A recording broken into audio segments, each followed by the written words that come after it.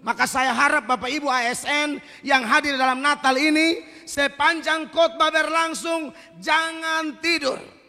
Kasihan saya sudah jalan jauh-jauh dari NTT, jalan darat dari Pontianak 8 jam, hanya untuk melihat ada jemaat yang mata antara ada dan tiada. Sorry, saya harus ngomong ini karena banyak orang begitu. Kita sudah jalan jauh-jauh di depan pendeta yang sudah jelas-jelas tinggalkan anak-anak, tinggalkan zona nyaman, rela jalan darat, tidak mau pilih-pilih pelayanan, lalu hanya lihat jemaat begini. Aduh, saudara, melukai hati saya. Karena Yesus bilang apa? Kamu tidak hidup dari roti saja, tapi dari firman Allah. Ada yang celaka, pas khotbah begini tidur, pas makan-makan menyala. Tidak ada di Melawi. Ini hanya mencegah. Mencegah lebih baik daripada mengobati. Yang saya hormati dan kita banggakan, datang jauh-jauh Pendeta Melkianus atau STH. Terima kasih Pak boleh hadir di Kabupaten Melawi. Tadi saya dengar firman Tuhan ini disampaikan ya, apalagi sangat menusuk di dalam hati ya. Sungguh luar biasa ya. Hati-hati kita semua ASN, para pendeta, pemimpin yang ada di Melawi. Ya, sungguh luar biasa ini. Saya pikir kalau ini betul-betul Roh Kudus bekerja, semuanya pasti akan terhindar dari apa yang Bapak sampaikan tadi.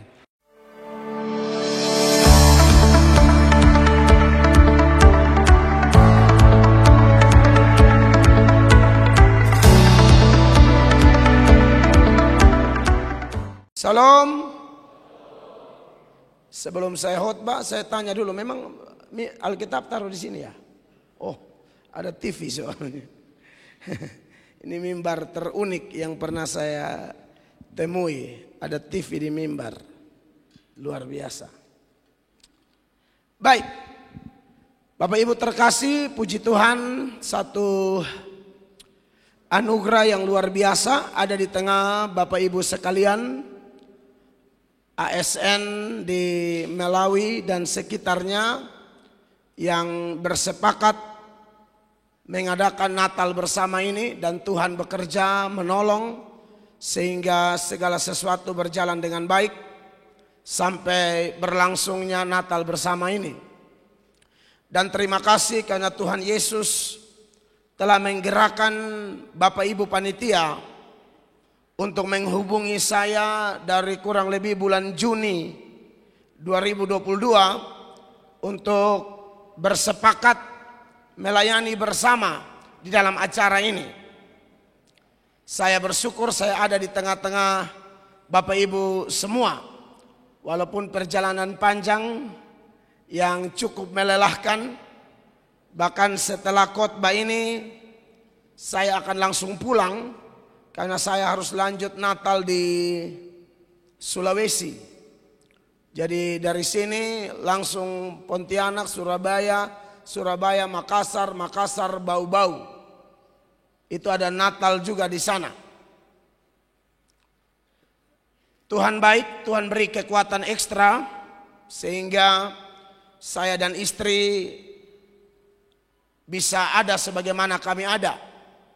Kami tinggalkan anak-anak sendiri, dan puji Tuhan anak-anak kami dari masa kecilnya mereka dilatih untuk memahami orang tua mereka hamba Tuhan yang bekerja di ladang Tuhan, jadi harus dibiasakan sering ditinggal karena saya dan istri harus melayani di wilayah-wilayah yang telah Tuhan patok bagi kami. Ada pepatah mengatakan tidak kenal tidak sayang. Walaupun banyak orang saling kenal tapi tidak saling menyayangi. Tapi sudahlah, kita perlu perkenalkan diri. Itu pepatah-pepatah kadang-kadang terlalu basa-basi juga. Saya memperkenalkan diri supaya jangan terasa asing di Bapak Ibu sekalian. Mungkin sebagian dari Bapak Ibu pernah melihat kami di media. Nama saya Melkianus Atok, lebih familiarnya Mel Atok. Kami dari NTT, dari Kota Kupang, menggembalakan satu gereja yang dikenal dengan bengkel orang-orang berdosa. Gereja tempat saya memimpin umat Tuhan ditulis di depan gereja, pakai lampu lagi, tulisannya besar, bengkel orang berdosa. Karena bagi saya, gereja bukan tempat berkumpulnya para malaikat. Gereja tempat berkumpulnya orang-orang kotor yang sadar diri bahwa dia kotor dan mau diperbaiki. Amin, Bapak Ibu. Dan gara-gara memasang bengkel orang berdosa itu, saya lihat Tuhan pakai kalimat itu menarik banyak orang yang latar belakang hancur, dan hari-hari ini mereka dipulihkan untuk membawa pemulihan. Pembacaan firman Allah yang saya pilih untuk saya khotbahkan bagi Bapak Ibu jemaat terambil dari Injil Matius pasal 10 ayat 34 sampai ayat 36. Panitia, saya bisa minta air, saya lupa tim satu. Sebelum saya baca ayat, Yesus berkata, aku haus. Tolong dibuka Pak Stephen. Terima kasih Pak. Tadi saya sudah buka, lupa bawa. Makasih Pak. Bapak Ibu, Injil Matius pasal 10 ayat 34 sampai 36. Mari kita baca bersama-sama dalam hitungan ketiga. 1, 2, 3. Jangan kamu menyangka bahwa aku datang untuk membawa damai di atas bumi. Aku datang bukan untuk membawa damai, melainkan pedang. Sebab aku datang untuk memisahkan orang dari ayahnya, anak perempuan dari ibunya, menantu perempuan dari ibu mertuanya, dan musuh orang ialah orang-orang seisi rumahnya. Bapak Ibu jemaat yang diberkati oleh Tuhan Yesus, inilah nats pembuka yang mengantar kita dalam perayaan Natal bersama di Melawi, Kalimantan Barat ini. Tema Natal nasional kita sama, dan tema itu yang juga dipakai hari ini, yaitu dalam Matius pasal 2 ayat 12 bagian B. Maka pulanglah mereka ke negerinya melewati jalan lain. Saya pikir sepanjang bulan Desember Bapak Ibu sudah biasa mendengarkan khotbah-khotbah Natal di bawah tema itu. Saya akan menyoroti dari sisi yang berbeda. Apa hubungannya tema itu dengan nats yang kita baca bersama-sama tadi, di mana secara jelas Yesus berkata dalam nats itu, aku datang tidak bawa damai, aku datang bawa pedang.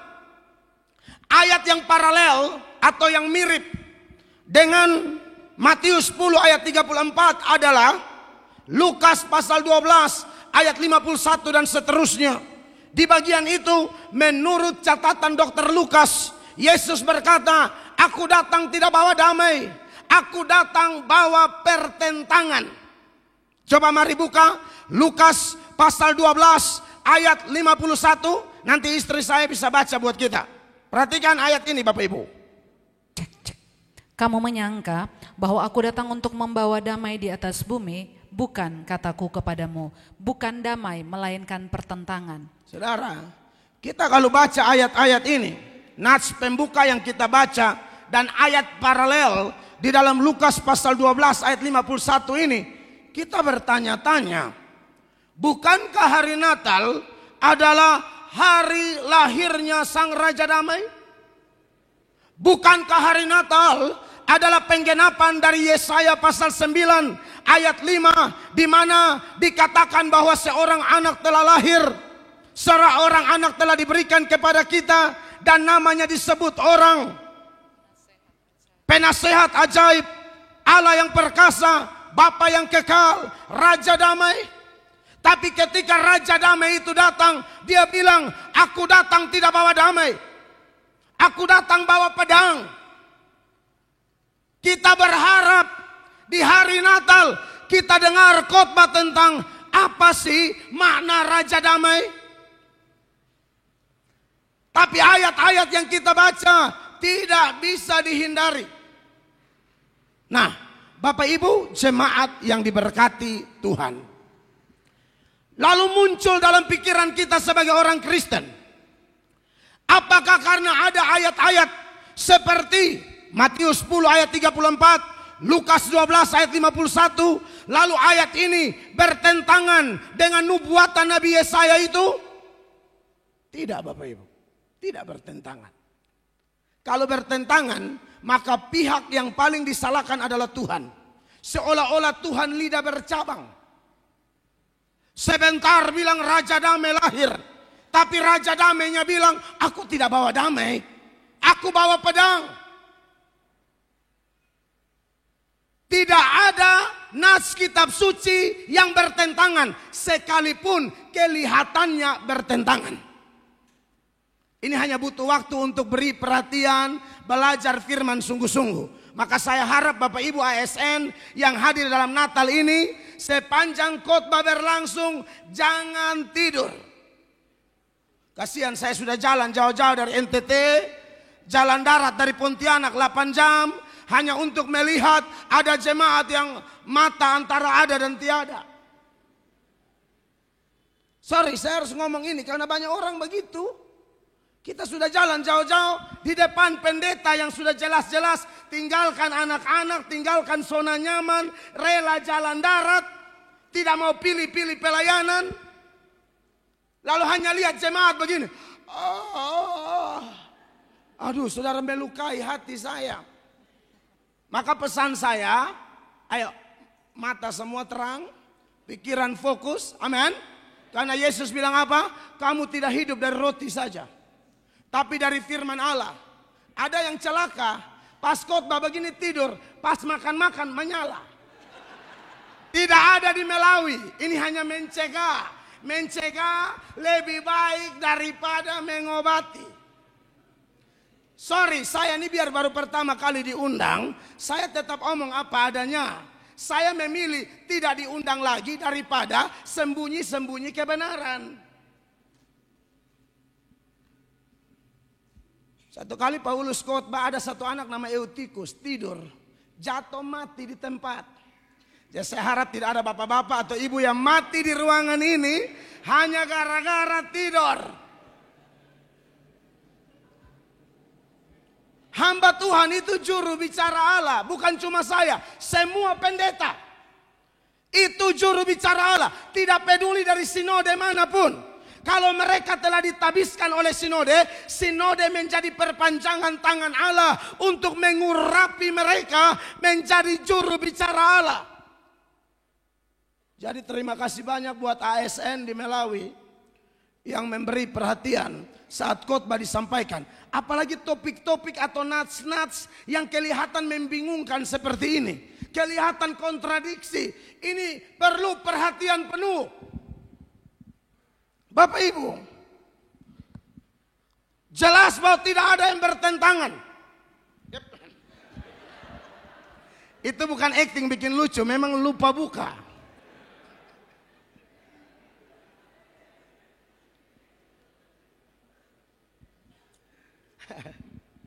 Bapak Ibu jemaat yang diberkati oleh Tuhan Yesus Kristus. Sebenarnya kalau kita lihat nats-nats itu tidak bertentangan. Jadi ada hal-hal yang perlu kita ingat. Yang pertama, bahwa kehadiran Yesus itu diresponi secara berbeda. Ada yang terima, ada yang tolak. Ada yang pro, ada yang kontra. Makanya kelihatannya kehadiran Yesus itu saudara-saudara kok sepertinya tanda kutip bawa kekacauan. Contoh dalam satu rumah. Kalau ada istri sungguh-sungguh terima Yesus, suaminya tidak terima Yesus, Bapak Ibu percaya atau tidak? Akan ada hal-hal yang kelihatannya kontradiksi sekali antara pasangan suami istri ini. Karena satunya sambut Yesus, satunya tidak sambut Yesus. Satunya sungguh-sungguh, satunya setengah-setengah. Satunya total, satunya ya begitu-begitulah. Kristen tapi di KTP saja. Kalau isi hati dalam bukan Kristen. Nanti kita belajar lebih dalam. Selain itu, ada dua macam damai Bapak Ibu. Ada damai yang betul-betul berasal dari Kristus. Dan ada damai yang tidak dari Kristus. Makanya Tuhan Yesus bilang begini. Kita bandingkan ya. Yohanes 14 ayat 27. Tuhan Yesus mengatakan ayat ini. Perhatikan. Damai sejahtera ku tinggalkan bagimu. Damai sejahtera ku berikan kepadamu. Dan apa yang kuberikan tidak seperti yang diberikan oleh dunia kepadamu. Janganlah gelisah dan gentar hatimu. Ini perlu dimengerti Bapak Ibu. Damai sejahtera ku berikan kepadamu. Damai sejahtera ku berikan kepadamu. Damai yang aku beri kepadamu beda dengan damai dari dunia. Kalau damai dalam Tuhan itu namanya damai yang melampaui segala akal. Mari kita lihat lagi. Filipi 4 ayat 7. Perhatikan ini ayat. Saya ngomong data harus jelas semua. Karena khotbah itu beritakan firman. Bukan cerita nenek moyang saya di NTT. Khotbah itu beritakan isi hati Tuhan. Ayat-ayat harus jelas. Filipi 4 ayat 7. Bapak Ibu perhatikan. Damai sejahtera Allah yang melampaui segala akal akan memelihara hati dan pikiranmu dalam Kristus Yesus.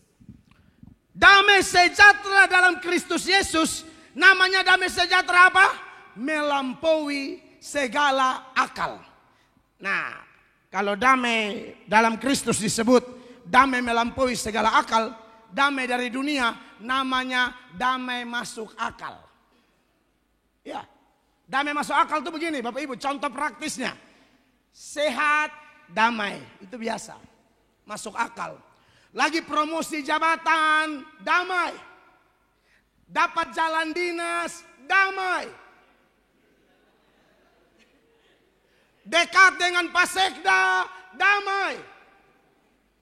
Damai dia, senyum terus. Ketemu orang selalu, haleluya. Ketemu orang GBU, orang balas, GBI.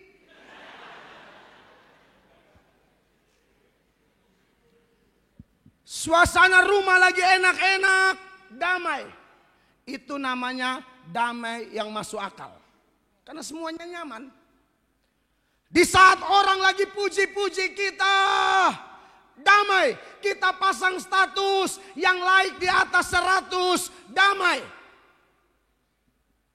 Tapi damai jenis ini akan goncang kalau tadi kalau sehat damai itu, sakit tidak damai lagi. Dapat jalan dinas damai, tidak jalan dinas stres. Pak Sekda senyum damai, Pak Sekda buang muka tidak damai. Ini contoh aja Pak Sekda ya. Lalu apa lagi? Ini saya ngomong betul ini. Semua orang puji-puji kita, damai. Bagian orang gosip kita di kantor, damai hilang. Tapi anak Tuhan sejati, damainya melampaui segala akal. Sehat damai, sakit tetap damai. Dipuji damai, dihina tetap damai. Lagi meraup keuntungan banyak damai, Tuhan sedang murnikan keuangan tetap damai. Ini yang damai melampaui segala akal.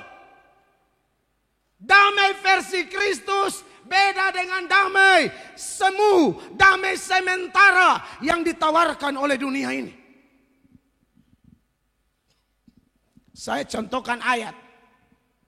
Bisa-bisanya dulu Petrus itu janji berapi-api. Semua goncang imannya, aku tidak. Semua orang bisa semangat di saat zona nyaman.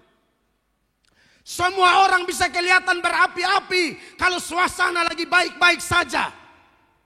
Tunggu waktu proses datang. Tunggu waktu goncangan datang. Tunggu waktu ujian datang. Tunggu waktu cobaan datang. Apakah engkau masih tetap bersemangat berapi-api seperti Petrus? Fakta sejarah mencatat apa api-api luar biasa karena belum ada masalah. Waktu ada masalah, api padam. Saudara masih ingat? Saya contoh saja ya. Saya ini paling kuat munculkan ayat. Sekali lagi, ngomong apa-apa harus ada data. Penyangkalan Petrus. Dan sebelum penyangkalannya, versi Injil Markus mencatat dalam Markus pasal 14 ayat 29. Waduh, Petrus semangat sekali berjanji. Firman Allah berkata demikian, 29. Kata Petrus kepadanya, biarpun mereka semua tergoncang imannya, aku tidak. Ini Anda lihat ini orang tak? Semua tergoncang ini. Karena memang lagi aman-aman. Tidak ada masalah. Tidak ada penangkapan. Tidak ada serdadu dengan senjata lengkap. Makanya Petrus bilang, aku tidak. Tapi Tuhan Yesus lihat, anak ini terlalu percaya diri. Kalau kami di NTT bilang, makam puji. Ini makam puji sekali. Maka Tuhan bilang begini di ayat 30. Perhatikan. Lalu kata Yesus kepadanya, aku berkata kepadamu, sesungguhnya pada hari ini, malam ini juga, sebelum ayam berkokok 2 kali, engkau telah menyangkal aku 3 kali. Sebelum ayam berkokok 2 kali, engkau menyangkal aku 3 kali. Tapi dasar orang kalau makam puji, sekalipun pengkhotbahnya Yesus, dia tetap tidak merasa bersalah. Apalagi cuma pengkhotbah kecil seperti Mel Atok. Oh, itu pasti tidak masuk di otaknya. Yesus sekalipun dia tidak terima. Makanya di ayatnya yang ke-31. Anda lihat apakah Petrus bertobat atau semakin makam puji? Perhatikan. Tetapi dengan lebih bersungguh-sungguh Petrus berkata, sekalipun aku harus mati bersama-sama dengan engkau, aku takkan menyangkal engkau. Semua yang lain pun berkata demikian juga. Bapak Ibu tahu cerita ini kan? Janji tinggal janji. Banyak kali kita dikecewakan dengan banyak janji ya Bapak Ibu ya. Janji nikah, di pemberkatan nikah, sebelum pasang cincin, saya biasa kasih nikah orang. Sebagaimana cincin ini bulat tak berujung, demikianlah cintaku kepadamu. Dalam suka dan duka, dalam untung dan rugi, dalam sakit dan sehat, tidak akan ada perempuan lain selain dirimu. Kau mau langsingkah, langsungkah, berapapun berat badanmu, sekali mince tetap mince. Contoh. Waduh, yang perempuan juga ngomong begitu. Tapi seiring berjalannya waktu, kita tahu dunia hari ini mempertontonkan itu di televisi. Artis-artis bercerai sesuka hati. Sesuka hati. Nikah 2 bulan bosan buang, 3 bulan bosan buang, 4 bulan bosan buang. Banyak pejabat, oknum, bukan semua. Oknum, kalau tugas keluar di hotel pasti ada kuntilanak di situ. Tapi kalau pejabat di Melawe ini kayaknya, pokoknya hanya Tuhan yang tahu. Ya saya takut puji, tahu-tahu Anda pelaku kan. Saya berdosa juga, saya hanya bilang hanya Tuhan yang tahu. Belum ada duit, masih miskin, cinta banget sama istrinya. Udah berduit, udah berpangkat, udah berkedudukan. Aduh, lupa itu janji nikah. Dia pikir janji nikah itu janji sama pendeta. Salah. Anda janji sama Tuhan Yesus, bukan janji sama manusia.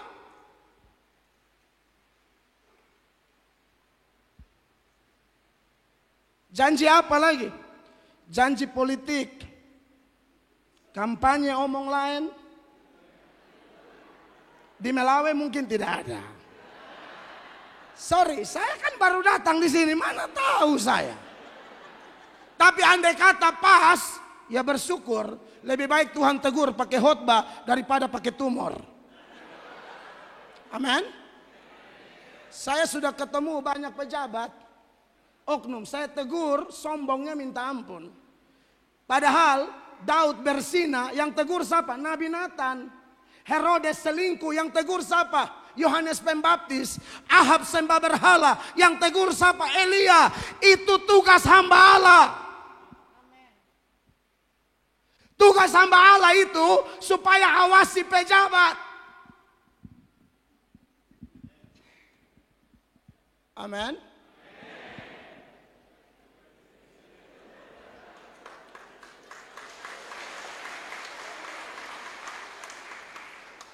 Ada pejabat tertentu sangat tidak suka saya. Ya, tiap kali saya khotbah tuh dia selalu lihat jam, padahal khotbah baru 5 menit. Wih, saya terganggu sekali. Loh, ini apa? Loh, ini maksud apa gitu loh. Lihat jamnya tuh bertingkat. Tingkat pertama di sini nih. Tingkat kedua di sini. Tingkat ketiga, dia kayak mau Valentino Rossi. Suka lihat jam. Terakhir KPK tangkap. Tangkap Bapak Ibu. Saya ke penjara. Ketemu saya, Pak Pendeta bisa tolong doa. Saya bilang tunggu saya lihat jam. Pembalasan telah tiba. Makanya kalau hamba Tuhan omong, dengar. Jangan kau acting. Kita ngomong untuk kebaikanmu. Amin. Banyak manusia dikecewakan dengan janji. Mau janji nikah, janji politik, janji dukung pelayanan. Waktu sakit mau mati bilang, kalau aku sembuh, aku akan melayani. Sembuh tambah gila. Sorry orang Malawi. Saya tahu kalau orang Kalimantan, orang Dayak itu otak keras. Untuk orang keras harus kasih khotbah keras.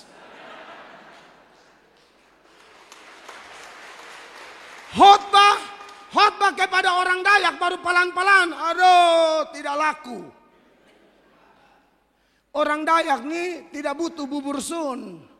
Mereka butuh babi hutan sambal tinggi. Babi hutan tapi rica-rica. Bapak Ibu. Jadi Bapak Ibu lihat, Petrus begitu semangat. Yang lain tergoncang, aku tidak.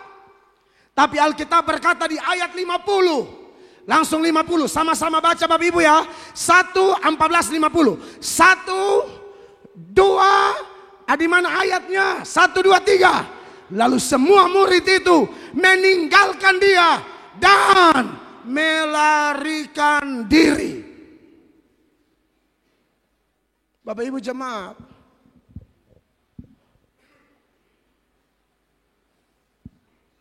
Orang kelihatan hebat, damai, bisa ketawa, bisa senyum. Karena keadaan lagi aman-aman. Kalau keadaan sudah diproses, mungkin dia ketawa. Tapi ketawanya ketawa menipu.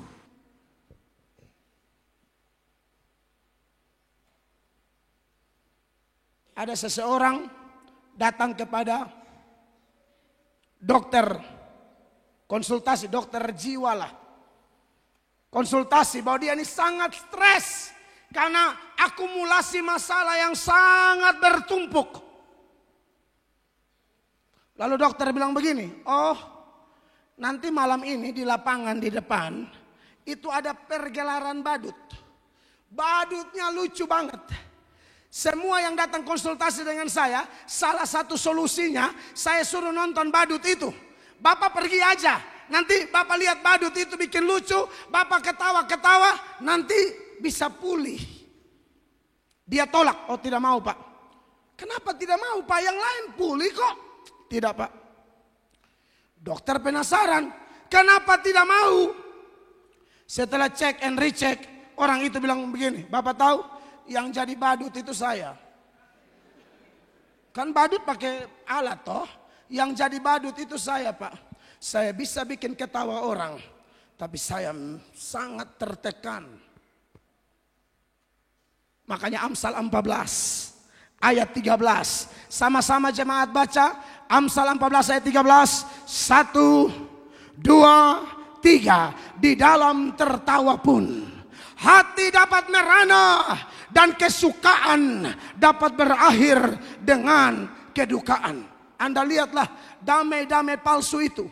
Orang bisa ketawa, tapi dalam hati ancur-ancuran. Maka Anda butuh damai yang sesungguhnya. Anda butuh damai yang sejati. Itulah damai yang berasal dari Tuhan Yesus Kristus. Siapa yang terima Yesus? Alkitab berkata, kita adalah ciptaan baru. Yang lama sudah berlalu, sesungguhnya yang baru sudah datang. Jadi ada pertentangan antara orang yang menerima Yesus dan orang yang tidak menerima Yesus. Sekalipun mereka satu rumah, sekalipun mereka satu dinas, satu ruangan kerja, satu gereja sekalipun. Tapi kalau yang satu sungguh-sungguh sambut dia, yang satu tidak, pasti beda. Bapak Ibu, tema Natal tahun ini itu diambil dari Matius 2 ayat 12b. Dan itu adalah penggalan cerita tentang para Majus. Para Majus mencari sang Raja Damai. Para Majus, Bapak Ibu tahu toh latar belakang para Majus. Itu orang-orang ternama, orang-orang berduit, orang-orang kaya, mungkin bangsawan-bangsawan, ilmuwan-ilmuwan, para dokter, orang-orang pintar. Kalau andai kata kepintaran bisa memberikan damai, andai kata popularitas bisa memberikan damai, andai kata kekayaan bisa memberikan damai, andai kata status sosial bisa memberikan damai, maka tidak perlu para Majus capek-capek tinggalkan negeri mereka dengan mengambil segala resiko. Anda tahu zaman itu tidak ada travel, tidak ada bus, tidak ada pesawat, harus pakai onta saja, melewati daerah-daerah yang rawan, banyak sarang penyamun, nyawa bisa jadi taruhan. Tapi bagi mereka, apa yang sudah mereka punya, semua pencapaian lahiriah mereka, harta, pangkat, kedudukan, nama besar, disiplin ilmu, dan semua hal lain tidak membawa damai. Makanya mereka mati-matian cari Yesus. Saya yakin kok Bapak Ibu semua kita yang ada di ruangan ini, tidak ada kita yang secara lahiriah lebih hebat dari para Majus. Saya yakin tidak ada. Majus lebih kaya, Majus lebih hebat. Tapi kenapa mereka cari Yesus?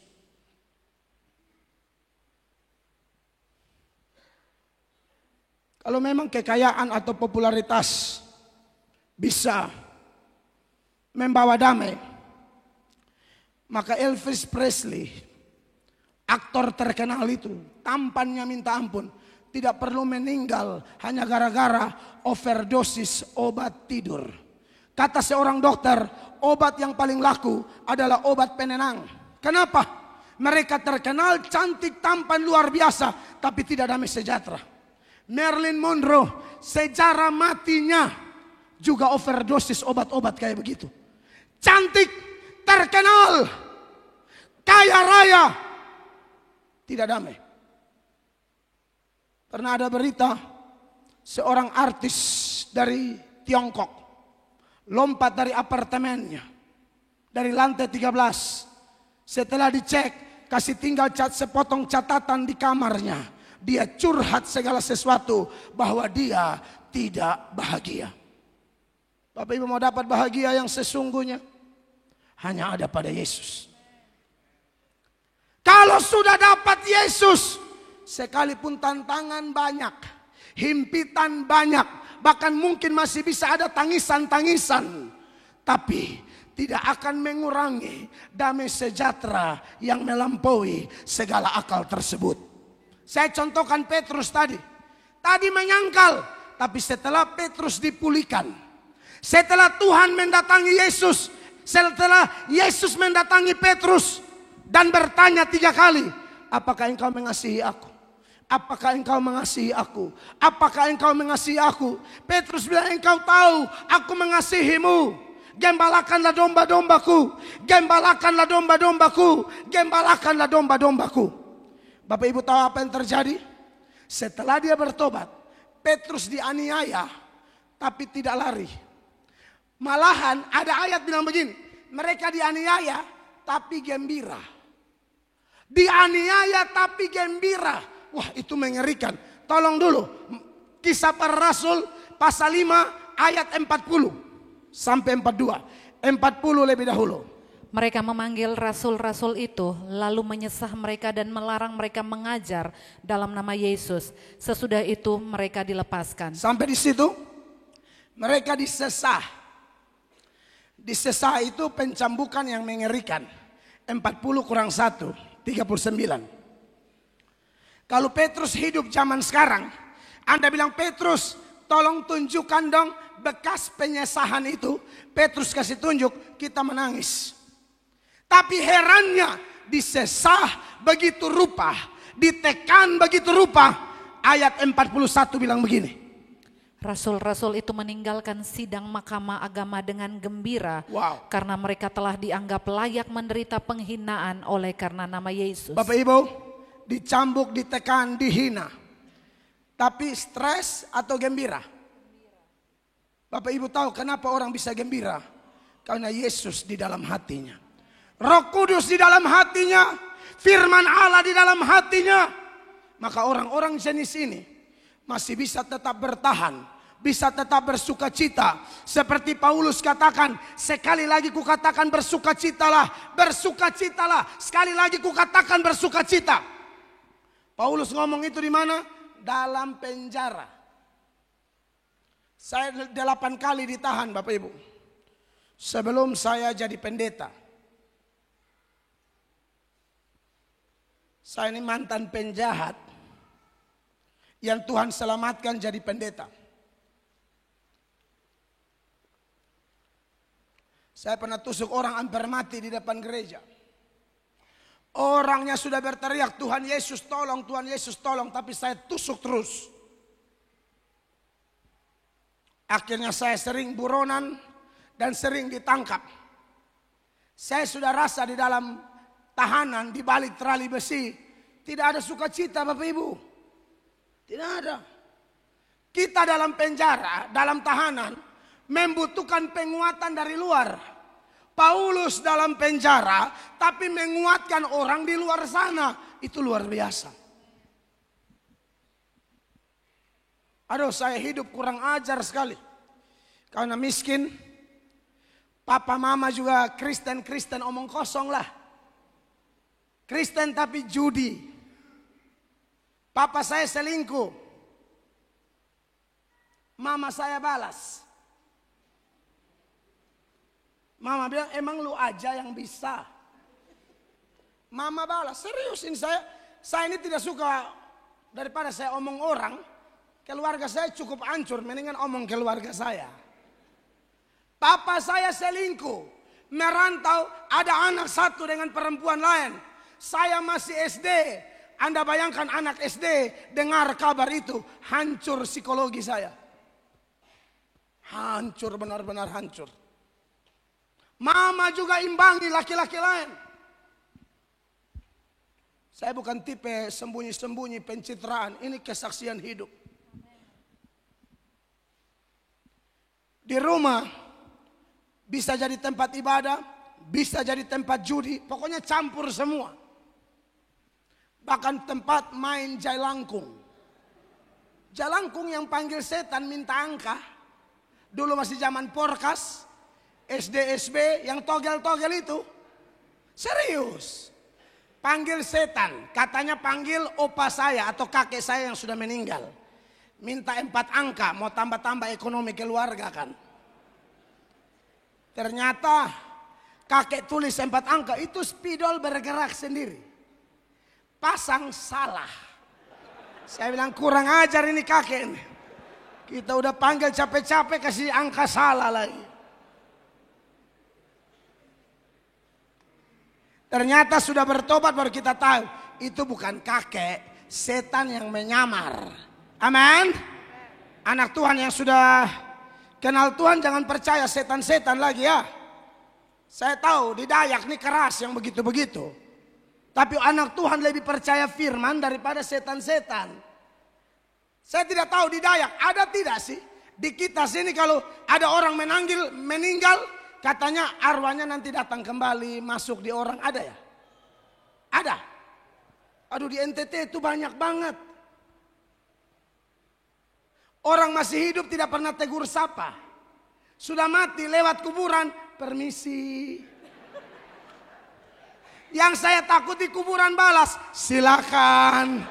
Aduh kalau saya lari Scooby-Doo. Ya.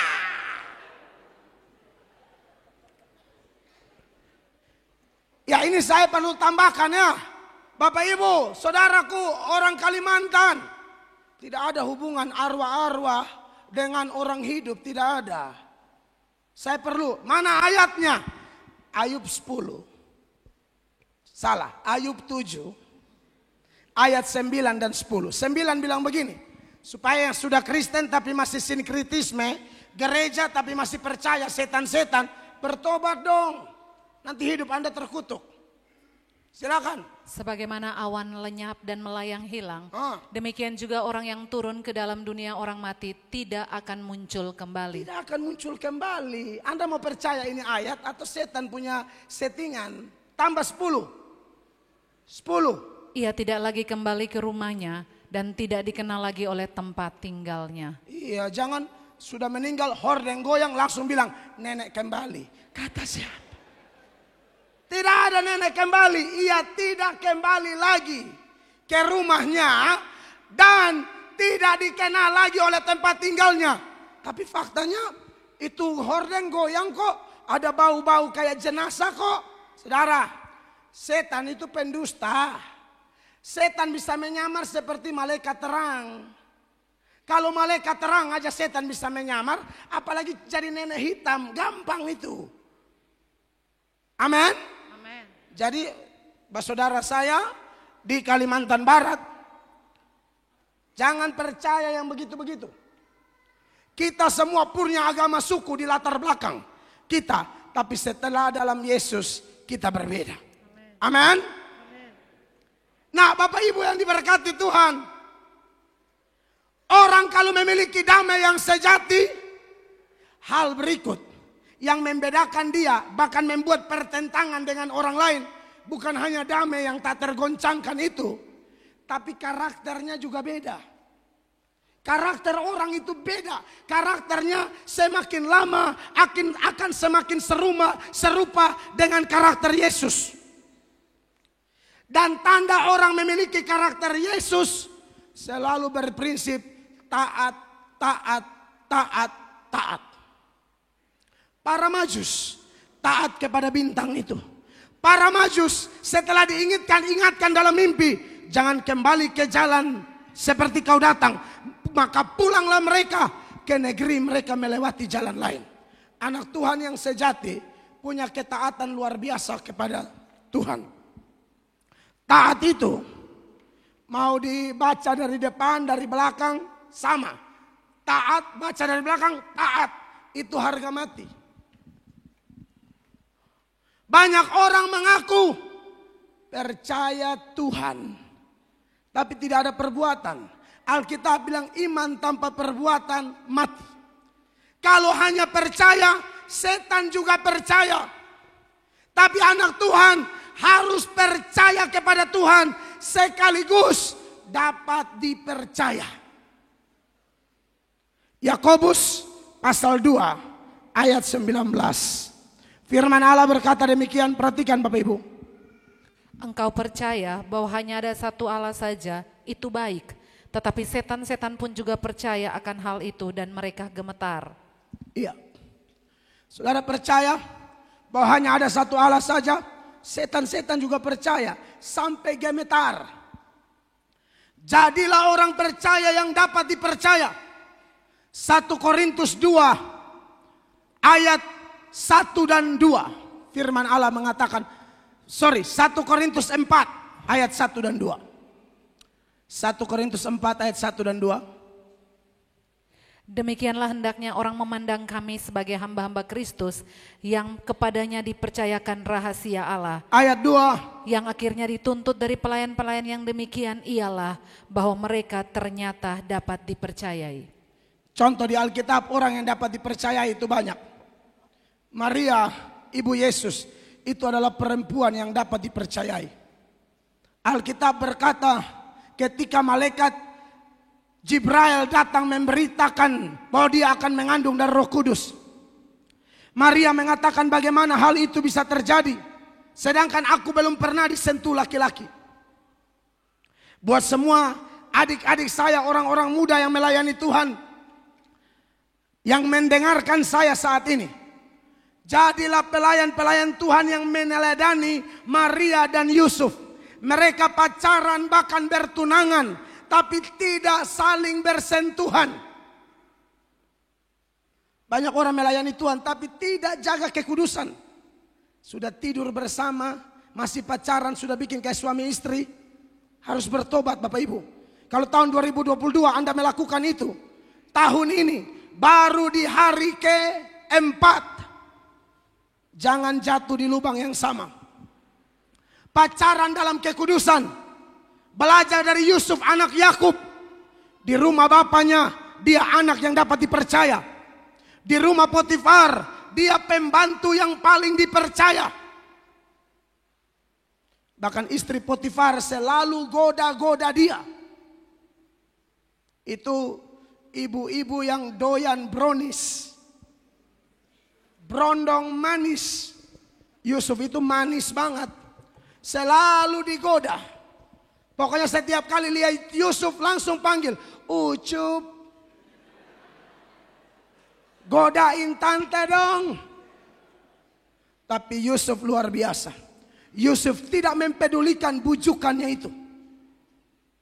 Anak muda yang baik, ya, jangan mau dibujuk. Saya tidak tahu di Kalimantan Barat ya, di beberapa daerah yang saya pergi, selalu saya temukan kasus sama. Ada perempuan-perempuan muda, entah kenapa setan masuk, suka sekali ganggu laki orang. Suka sekali ganggu suami orang. Mau jadi perempuan piara. Orang piara tuh piara anjing, babi, kucing, ayam. Ini perempuan cantik-cantik kok dipiara. Apalagi ketemu bapak-bapak hidung belang. Bapak-bapak yang memang roh persinahannya kuat, oh habis dia. Tapi ya namanya anak-anak ini juga mau pakai barang mahal, mau pakai handphone mahal, mau pakai fasilitas mahal, maka akhirnya kacau lah. Tetapi hari ini kita belajar, yang membedakan kita dengan dunia adalah ketaatan kita. Kita taat bukan untuk diselamatkan. Kita taat untuk tampil beda dengan dunia. Alkitab berkata kita tidak boleh serupa dengan dunia, Bapak Ibu terkasih. Tidak boleh serupa dengan dunia. Beda antara Kristen bunglon dan Kristen ikan laut. Kalau Kristen bunglon, dia nempel di kuning jadi kuning. Dia nempel di hijau jadi hijau. Dia nempel di merah jadi merah. Dia nempel di ungu jadi ungu. Ikan laut sekalipun dari laut, tapi waktu masak ikan laut, goreng ikan laut, selalu siram garam. Artinya apa? Sekalipun dari laut, dagingnya tidak otomatis asin. Kita memang masih di dunia Bapak Ibu, tapi kita harus tampil beda dengan dunia. Amin. Kalau dunia semau gue, seperti saya bilang, kawin cerai, berselingkuh, makan uang haram. Banyak sekali pejabat-pejabat, oknum pejabat zaman sekarang beda dengan pejabat zaman Firaun. Zaman Firaun masuk penjara dulu, keluar baru jadi pejabat. Siapa? Yusuf. Masuk penjara, keluar jadi pejabat. Kalau yang sekarang terbalik, menjabat dulu. Nah,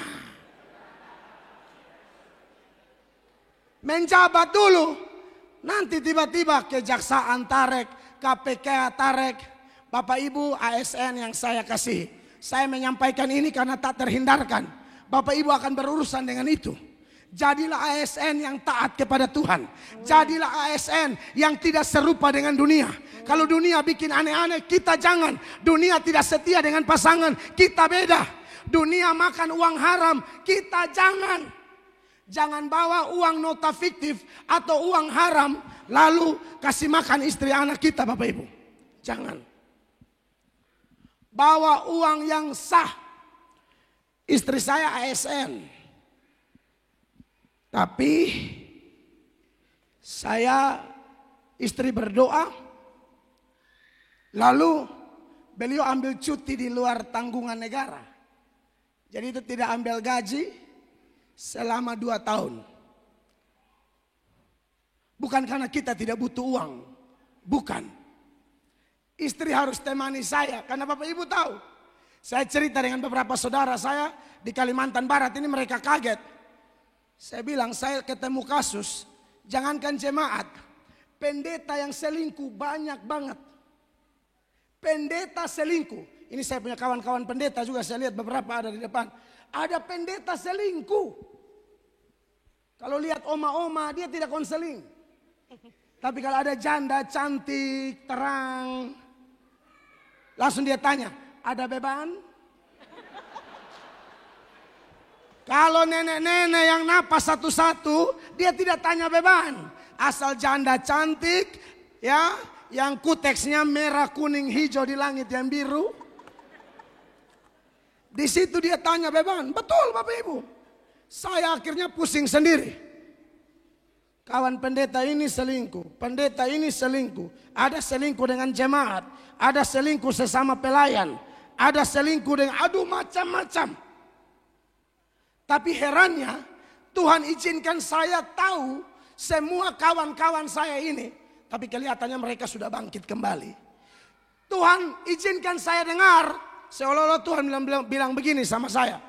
Kau juga tidak lebih baik. Kalau kau tidak hati-hati kau habis.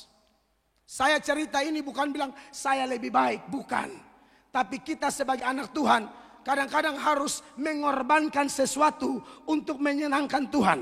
Maka istri saya memutuskan cuti di luar tanggungan negara. Karena saya banyak keliling Indonesia, bahkan keliling dunia.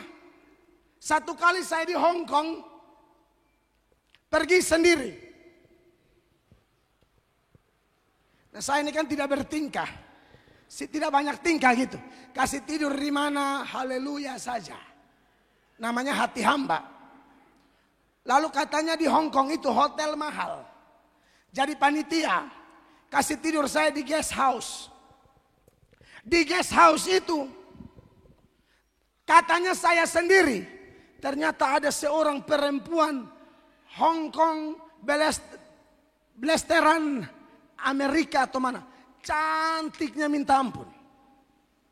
Baru tahu toh orang sana kan pakaiannya tabuka-tabuka. Saya bilang darah Yesus berkuasa.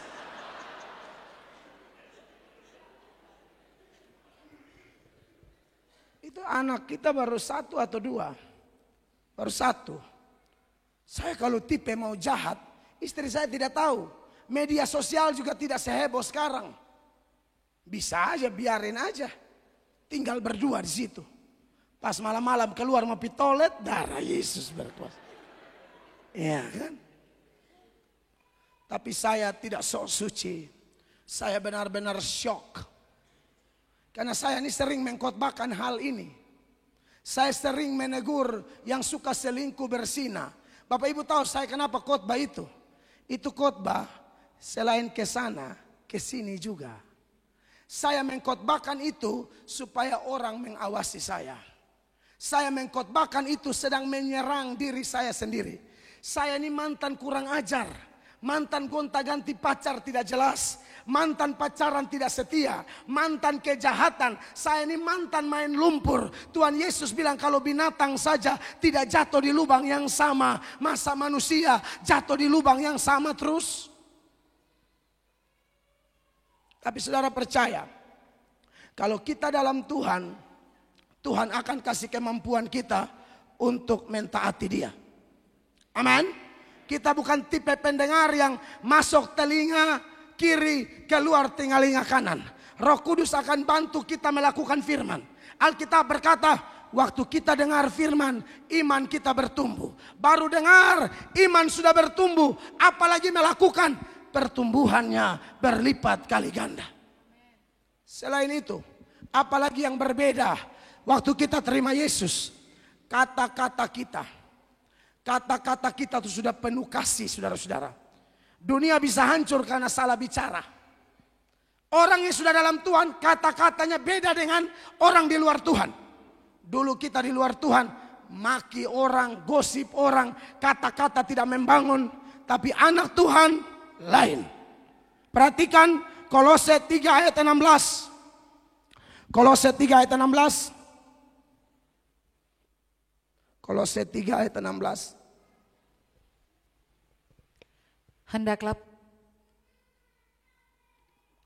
Hendaklah perkataan Kristus diam dengan segala kekayaannya di antara kamu. Kolose 4 ayat 6. Kolose 4 ayat 6. Sama-sama baca jemaat. 1, 2, 3. Hendaklah kata-katamu senantiasa penuh kasih. Jangan hambar. Sehingga kamu tahu bagaimana kamu harus memberi jawab kepada setiap orang. Ternyata saya lihat ini kasus pernah terjadi.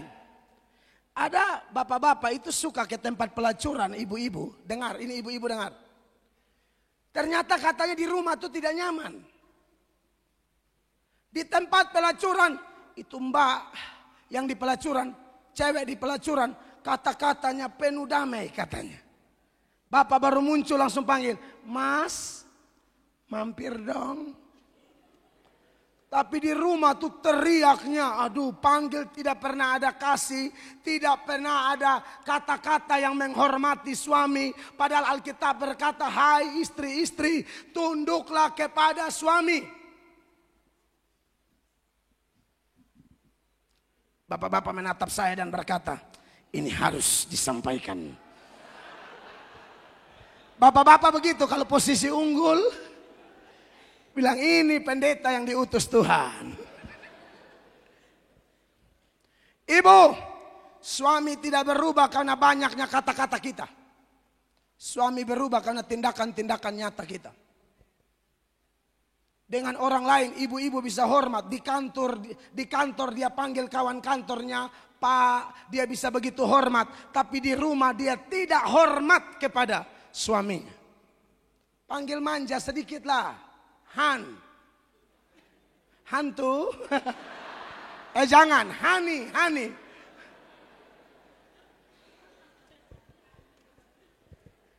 Ada suami yang panggil istrinya Preti. Jadi disingkat aja, Pret.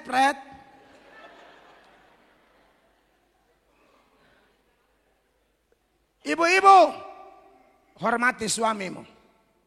Sarah memanggil Abraham dengan sebutan Tuhan. Tapi Pamel, bagaimana kalau kita sudah lembut, dia tetap tidak bertobat? Bagaimana kalau kita sudah menghargai dia, tapi dia tetap bikin aneh-aneh di belakang-belakang Pamel? Apakah kita berhenti? Jangan. Teruslah melakukannya. Anda akan lihat Tuhan nyatakan kehebatan Tuhan. Seorang bapak, ini kisah nyata Bapak Ibu.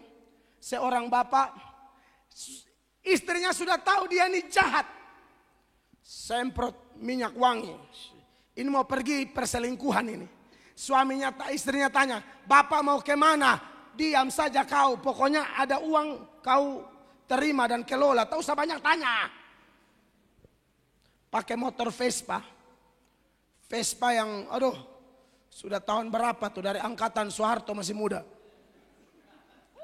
Dia keluar, istrinya sangat kuat di dalam doa. Berdoa. Waktu dia keluar, istrinya masuk kamar, tersungkur, memuji menyembah Allah, mendoakan suaminya. Suaminya di tengah jalan, hampir dekat dengan tempat pelacuran itu. Apa yang terjadi? Roh Kudus mengingatkan dia, kau kembali. Kau belok. maka dia belok saudara. Sampai di rumah dia masuk, istrinya lagi berlutut di kamar, lagi berdoa. Maka tersungkurlah suami ini, menangis sejadi-jadinya. Dan suaminya bilang, mama tahu bapak mau kemana tadi? Mama bilang, saya tahu. Makanya saya datang mengadu kepada Tuhan. Bapak ibu, khusus ibu-ibu, kalau ada suamimu jahat, jangan berhenti berbuat baik. Alkitab berkata, kalahkan kejahatan dengan kebaikan. Waktu Tuhan akan membuktikan. Waktu saya di Amerika tahun 2017, konferensi pendeta-pendeta Indonesia se-Amerika Utara dan Kanada. Saya ikut serta dari Indonesia untuk memberi testimoni kegiatannya di Philadelphia. Tampillah seorang pendeta dan berbagi kehidupannya. Pendetanya sangat jago khotbah, sangat hafal ayat. Dia kalau pegang mikrofon orang terpukau. Datanglah satu keluarga yang biasa kunjungi rumah pendeta. Awalnya dianggap saudara, tapi lama-lama suasana menjadi kacau. Karena ibu gembala tidak ada, suaminya tidak ada, ibu ini tetap datang ke rumah pendeta. Semakin datang, mulailah hati ini terpaut dengan selingkuh secara perasaan. Selingkuh itu tidak harus di tempat tidur. Perasaan kita sudah tidak lagi cinta istri kita, lebih perhatian ke perempuan lain. Itu namanya tahap selingkuh secara perasaan. Jadi bapak ibu, bapak-bapak tolong cek istri juga, jangan cek orang punya terus. Di kawan kantor masuk dia tanya, sudah am nih makan. Tanya istri dong, tanya orang ngapain. Singkat cerita, pendeta, hamba Tuhan, pegang mic bahasa roh terus. Tapi apa yang terjadi? Berzina. Tapi yang saya salut, dia bersaksi di depan umum. Dan inti kesaksiannya, istrinya luar biasa. Pak pendeta ini tinggalin ibu gembala, ibu itu tinggalin suaminya, mereka bikin rumah sendiri. Sampai akhirnya kekayaan mereka rata. Bapak pendeta kembali ke ibu, ibu tetap terima. Waktu terima, mereka dipulihkan. Pak pendeta itu bilang begini dalam kesaksiannya, awalnya sharing-sharing, lama-lama sering-sering, tambah lama serong-serong, terakhir sorong-sorong. Sharing-sharing, sering-sering, serong-serong, sorong-sorong. Tapi luar biasanya istrinya terima dia. Waktu dalam acara itu, pendeta satu angkat tangan. Boleh saya bertanya Pak? Tapi bukan tanya Bapak. Boleh saya tanya Ibu? Silakan. Ibu, apa yang membuat Ibu bisa terima kembali Bapak? Padahal Bapak sudah sangat menyakiti Ibu. Padahal dalam kesaksian itu, saudara tahu, Bapak itu bilang apa? Perempuan itu jauh lebih cantik dari istri saya. Jauh lebih seksi dari istri saya. Benar-benar terluka. Tapi kalau orang memiliki damai Kristus, dia telah menjadi ciptaan baru. Damainya beda, ketaatannya beda, kata-katanya beda, pikirannya beda. Dia selalu memikirkan yang kudus-kudus. Lalu ibu itu mengatakan, prinsip saya, kalau bayi BAB yang kita buang kotorannya, bukan bayinya. Ada ibu-ibu di sini yang bayi BAB, buang bayinya. Buang kotorannya. Jadi, pesan saya sebagai hamba Tuhan, siapapun kita, kalau kita sudah dalam Kristus, pasti berbeda. Amin. Saya tambahkan lagi, cara kita menyelesaikan masalah juga berbeda. Rumus anak Tuhan menyelesaikan masalah salah satunya Mazmur 37 ayat 5. Perhatikan ayat ini Bapak Ibu terkasih. Serahkanlah hidupmu kepada Tuhan dan percayalah kepadanya dan ia akan bertindak. Ini rumus menyelesaikan masalah. Serahkan percaya Tuhan bertindak. Kalau dulu kita punya cara bagaimana? Bertindak dulu, baru saya percaya, baru saya serahkan hidup. Sudah dalam Kristus, memiliki damai Yesus, kita serahkan segala sesuatu. Kita percaya Allah bertindak secara luar biasa bagi kita. Amin, kekasih Tuhan. Oleh karena itu, melalui Natal bersama ini, harapan kita, semua kita yang memiliki Kristus, setelah pulang dari gereja ini, pola hidup kita berbeda. Cara menyelesaikan masalah berbeda. Karena damai sejahtera Kristus memimpin kita semua. Beri tepuk tangan yang meriah bagi Tuhan Yesus. Mari kita berdiri Bapak Ibu terkasih.